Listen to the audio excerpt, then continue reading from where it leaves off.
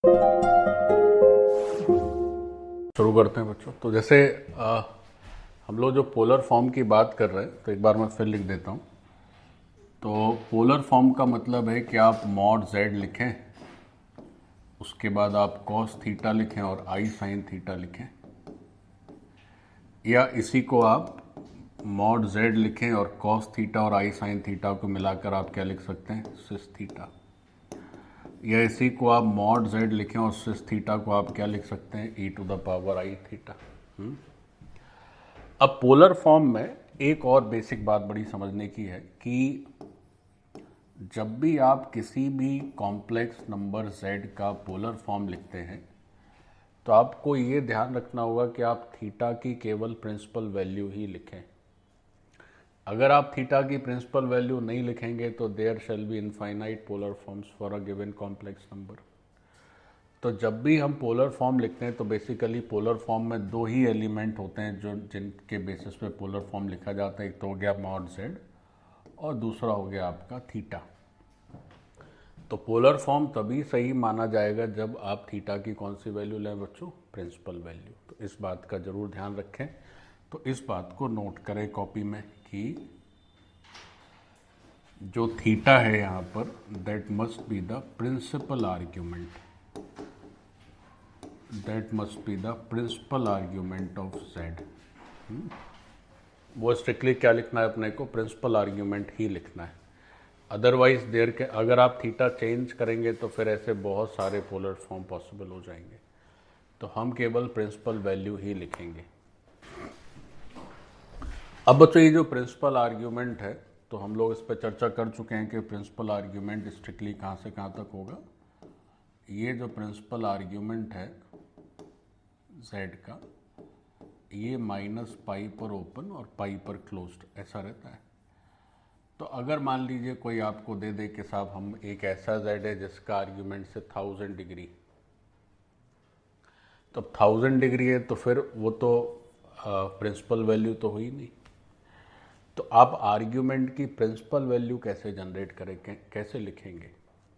तो इसका बहुत सिंपल मेथड है कि कोई भी कितना भी बड़ा आर्ग्यूमेंट हो, छोटा आर्ग्यूमेंट हो, अगर आप उसमें बच्चों 2 पाई के मल्टीपल ऐड कर दें या सब्ट्रैक्ट कर दें या कोई भी एंगल हो, तो वैसा करने से उस एंगल का जो इम्पैक्ट रहता है वो तो बदलेगा नहीं। तो अगर बहुत बड़ा आर्ग्यूमेंट है बच्चों तो आप क्या करो, 2 पाई के इंटीग्रल मल्टीपल हटा दीजिए, और बहुत छोटा है तो 2 पाई के इंटीग्रल मल्टीपल उसमें ऐड कर दीजिए, है ना। तो इस बात को भी हमें सीखना होगा कि इफ आर्ग्यूमेंट ऑफ z जो दिया है, मान लेते हैं ये प्रिंसिपल आर्ग्यूमेंट नहीं दिया है, ये जो है प्रिंसिपल आर्ग्यूमेंट के जैसा नहीं है, यानी ये जो रेंज है प्रिंसिपल आर्ग्यूमेंट की उसके बियॉन्ड है, माइनस पाई से छोटा हो गया या पाई से बड़ा हो गया, तो फिर आप प्रिंसिपल वैल्यू लिखोगे कैसे? तो लिखना बहुत आसान है। आपको करना क्या है, आपको अगर आर्ग्यूमेंट काफ़ी बड़ा है तो उससे क्या करना है, 2n पाई सब्ट्रैक्ट कर देना है, और छोटा है तो उसमें ऐड कर देना है। तो आपको इस तरह से n के बारे में सोचना है सो दैट ये जो आर्ग्यूमेंट है ये प्रिंसिपल वैल्यू के बराबर हो जाए। और प्रिंसिपल वैल्यू के बराबर होने का मतलब है कि इसका जो रेंज आना चाहिए वो माइनस पाई से पाई के बीच में कुछ होना चाहिए। अगर आर्ग्यूमेंट आपका बियॉन्ड दिस रेंज है तो आप उसको इस रेंज में ला सकते हैं। तो उसके लिए आपको बस यही करना है कि 2 पाई के मल्टीपल आइदर यू ऐड और you subtract, then you will get the principal argument of z। ठीक है,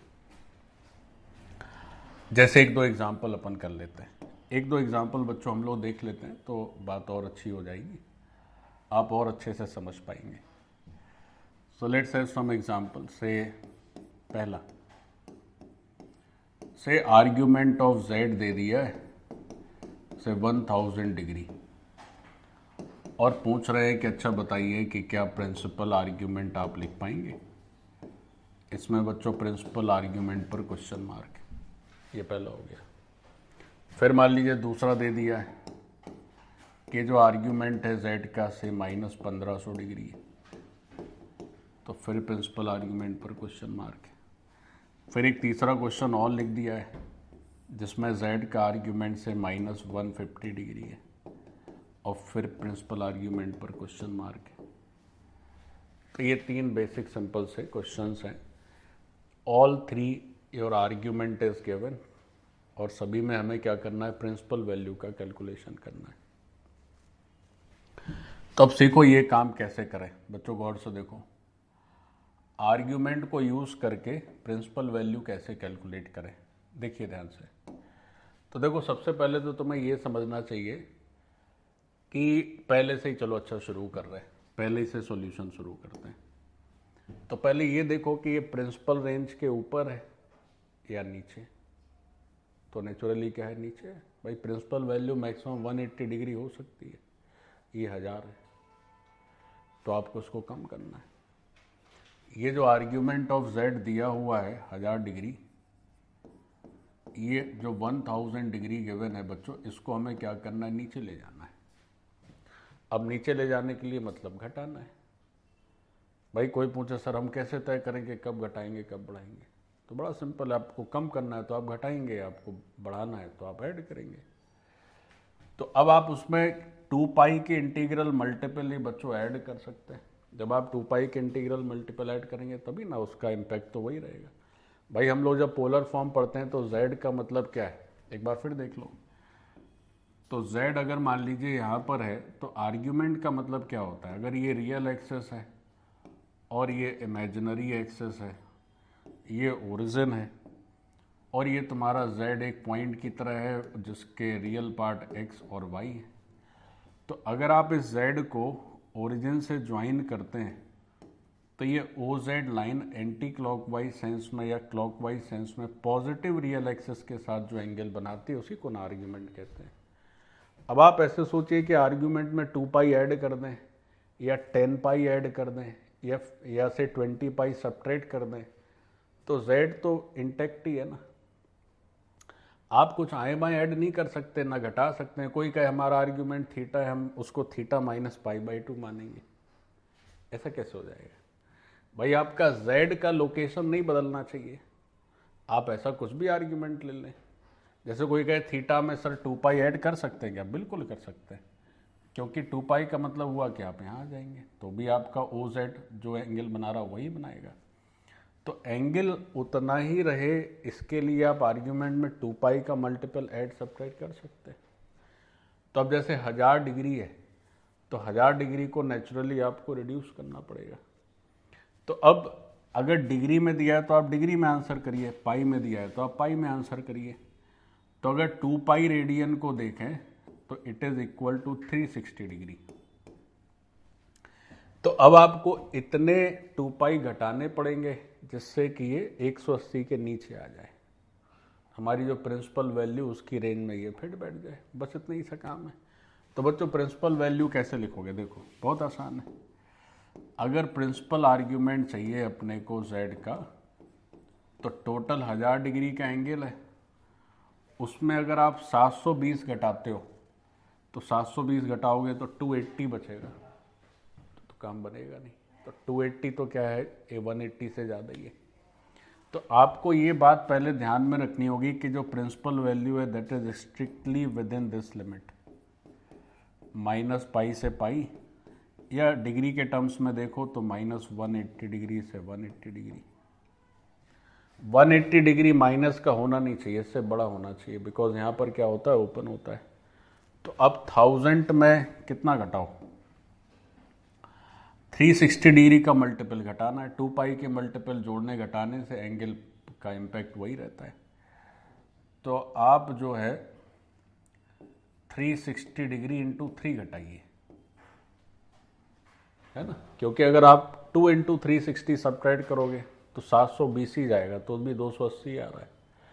तो 3 इंटू 360 किए तो जो 1000 डिग्री है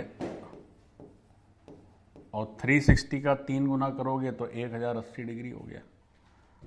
so it is taking a value of -80 degree only. तो इसका जो एक्चुअल आर्ग्यूमेंट है दैट इज -80 डिग्री।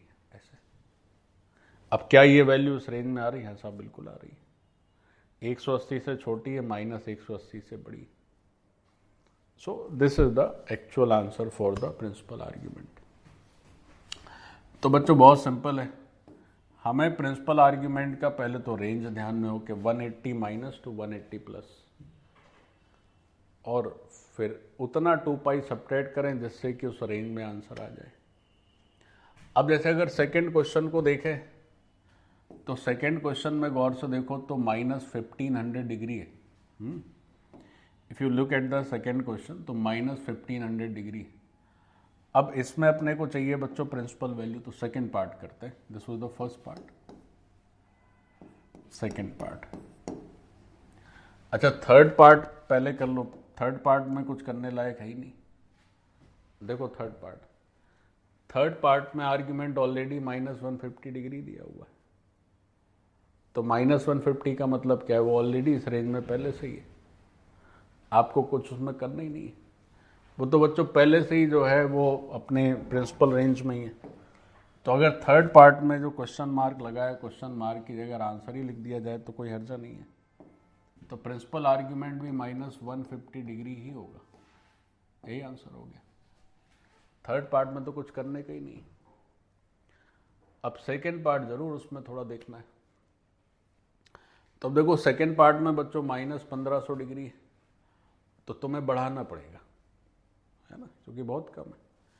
तो आपको इसको इंक्रीज, पहले तो दिमाग में यही आना चाहिए कि हमें जोड़ना है कि घटाना है। But I am telling you कि अब जो नहीं पढ़ रहा है उसके लिए घटाना जोड़ना सब बराबर है ना। तो पहले तो यही समझ लो कि तुम्हें आर्ग्यूमेंट बढ़ाना है घटाना है, तो उसके लिए by the time you are appearing in some exam, तो उस एग्जाम के दौरान तुम्हें याद रहना चाहिए कि प्रिंसिपल आर्ग्यूमेंट का रेंज क्या है। जिसे वो रेंज याद है वही ना ये सोच सकता है कि इसको बढ़ाना चाहिए या घटाना चाहिए। अब जैसे ये याद नहीं है कि कॉम्प्लेक्स नंबर नाम का एक चैप्टर भी था तो फिर क्या आर्ग्यूमेंट और क्या प्लस माइनस सब बराबर है ये मामला। तो भैया ये जो आर्ग्यूमेंट है ये जो है -1500 डिग्री है। ऐसा होता है, यू नो, ऐसा होता है।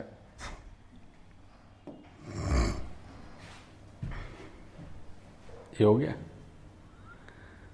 यूपी बोर्ड में शायद 12th में हिंदी के पेपर में अलग अलग डिस्ट्रिक्ट में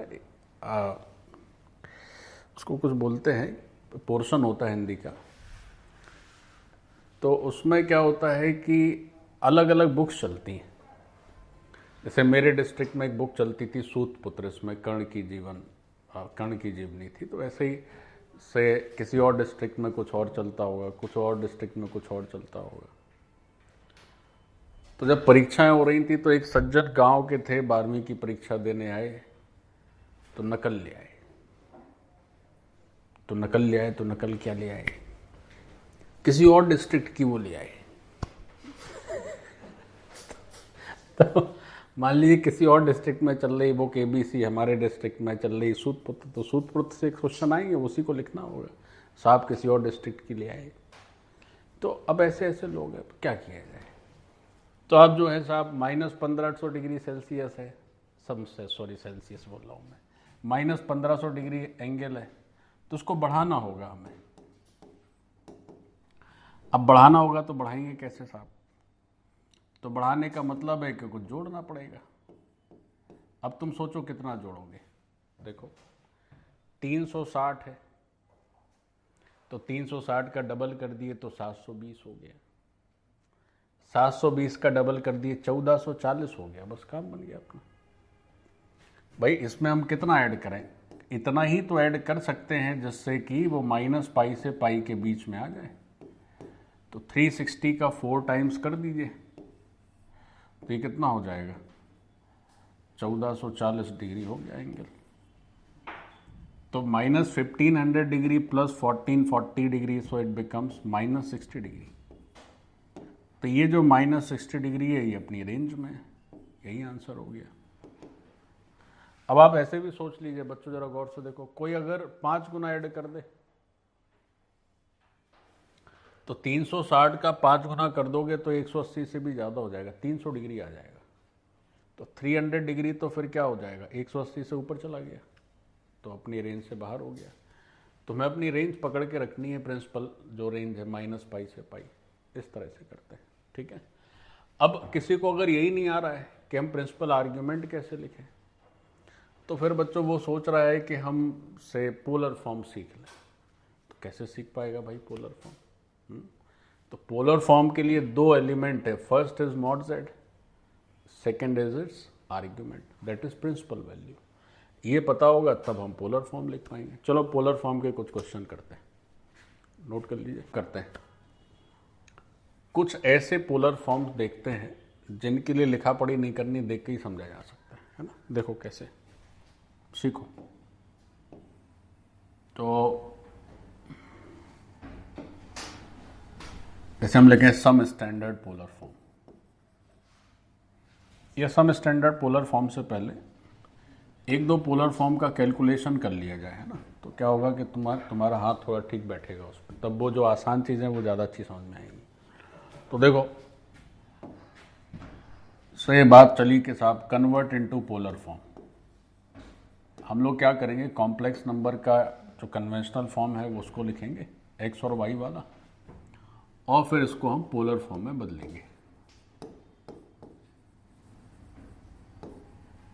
तो बात हुई कि आप क्या करिए, पोलर फॉर्म में कन्वर्ट कर दीजिए। तो बिल्कुल आसान क्वेश्चन से शुरू करते हैं और फिर पोलर फॉर्म में धीरे धीरे आगे बढ़ेंगे। तो भाई जैसे सबसे पहले हमने ले लिया कि हमारा जो z है 1 + i है, चलो ठीक है। अब इसका पोलर फॉर्म लिखना है, या 1 + i√3 है, चलो भाई इसका पोलर फॉर्म लिखना है। तो पोलर फॉर्म करते कैसे, समझ लीजिए क्या तरीका है। पोलर फॉर्म करने का पहला स्टेप ये होता है कि आपको मॉड z से मल्टीप्लाई करना है, मॉड z से डिवाइड करना है। तो इसका अगर सॉल्यूशन किया जाए तो सॉल्यूशन में सबसे पहला काम तो क्या करना है, मॉड z देखना है क्या आएगा। तो मॉड z की वैल्यू अगर लिखी जाए तो वो कितनी हो जाएगी, रूट के अंदर 1²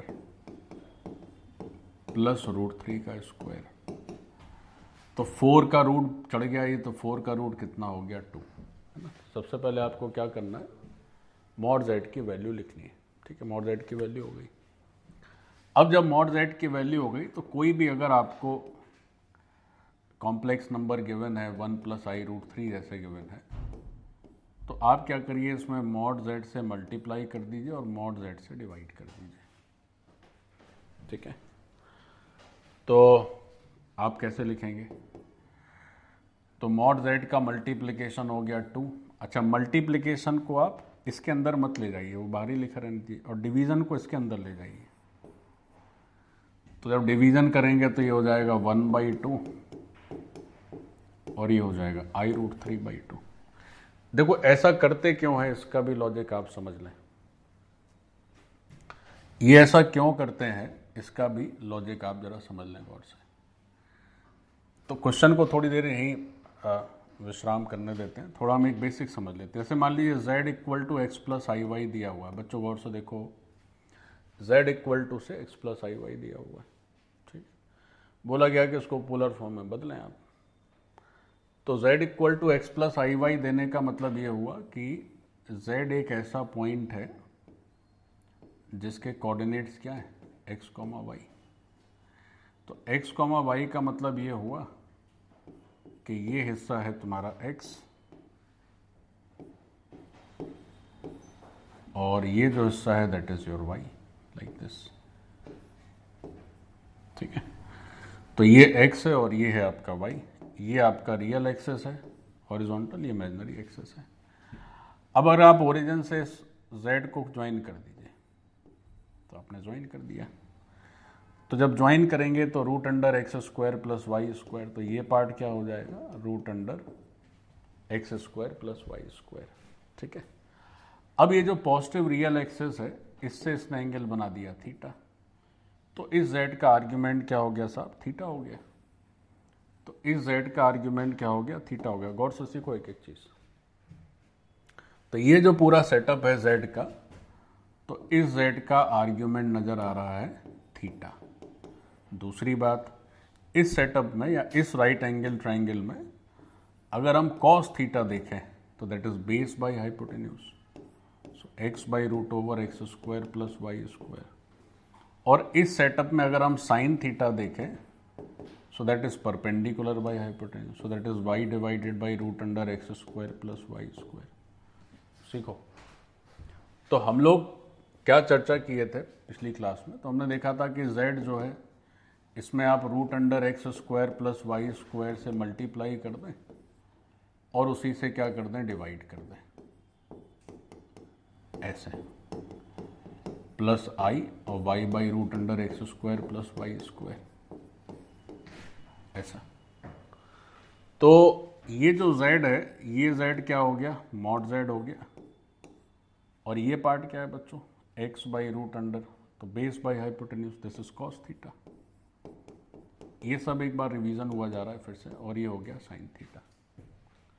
तो हमें क्या करना है, हमें भी वैसे ही करना है।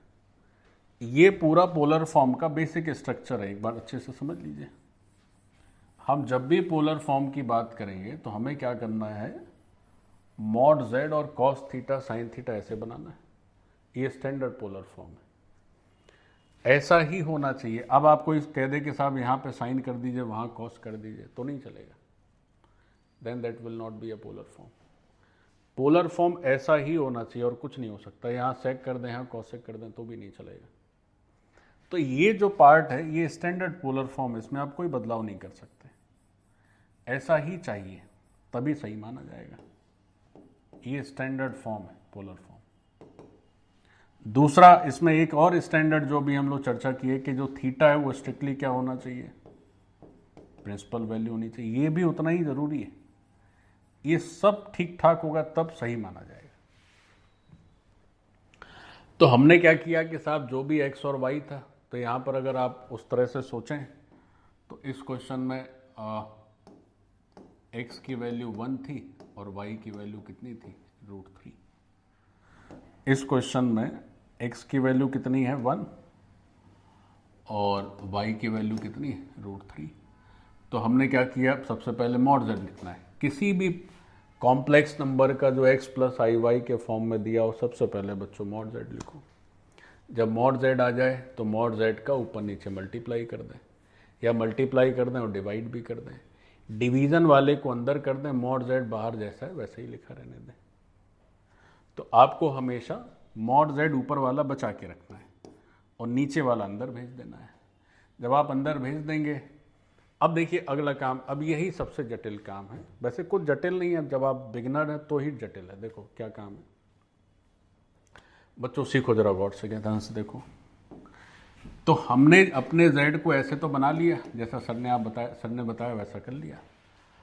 अब बात ये है कि अब ये जो 1/2 है ये होना चाहिए cos थीटा, और ये जो √3/2 है बच्चों ये होना चाहिए हमारा sin theta.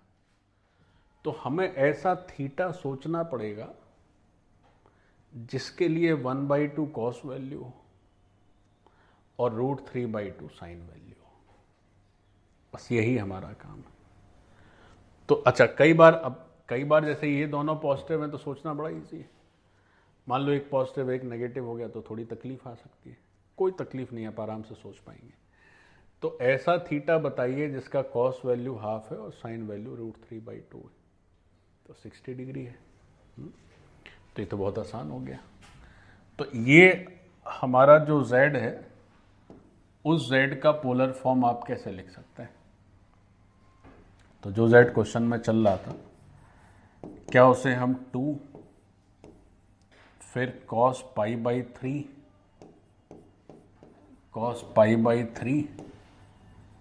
Plus i sin π/3 लिख सकते हैं?